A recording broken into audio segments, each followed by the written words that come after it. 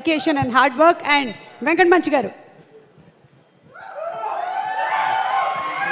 అరే first time వచ్చినారు stage మీద కరెక్ట్గా ఈ రోజు ప్రత్యేకమైనటువంటి అభిమానం టీమ్స్ వచ్చినట్టున్నారు. గుండె దడదడ కొట్టుకున్నాను. ఇక్కడ ఎంతమంది ఉన్నారు వెంకట్ గారి అభిమానులు? చేతులెత్తండి.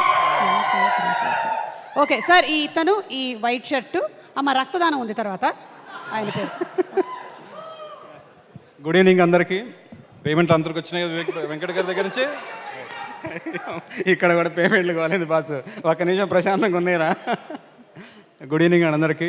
ముఖ్యంగా ఈ కార్యక్రమానికి ఇచ్చేసినటువంటి కాసర్ల శ్యామన్నకి, అట్లా వేణన్నకి, మన భైరవదీపం మెగా ప్రొడ్యూసర్ కృష్ణప్రసాద్ గారికి, నో ప్రాబ్లం సార్, డైరెక్టర్ ఏ ఆనంద్ గారికి, మా డార్లింగ్ నభా గారికి, అట్లే ప్రియదర్శి అన్నకి, అశ్విన్ గారికి, మా ప్రొడ్యూసర్స్ గురించి లాస్ట్లో చెప్తాను నేను, డిఓపి గారు నరేష్ గారికి, అన్న లాస్ట్ మ్యూజిక్ డైరెక్టర్ అన్న ఫుడ్ బాగుందన్న మన దగ్గర. అట్లనే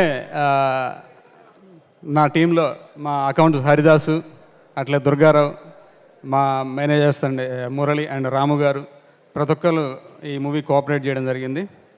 అట్లా దర్శిబాయి గురించి ఒక మాట. దర్శిబాయి నేను ఈ సినిమాకి రాకముందు పరిచయం లేదు.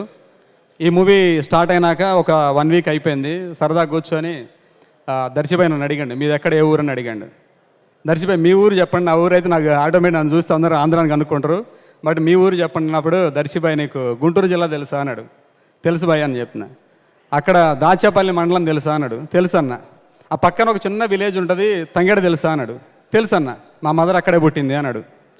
అదేంటంటే నేను వాళ్ళ మదర్ పక్క ఇంట్లోనే పుట్టినాం, సేమ్ విలేజ్ ఒకే గల్లీలో పుట్టినాం. అంత కనెక్షన్ ఉంది మా ఇద్దరి మధ్య.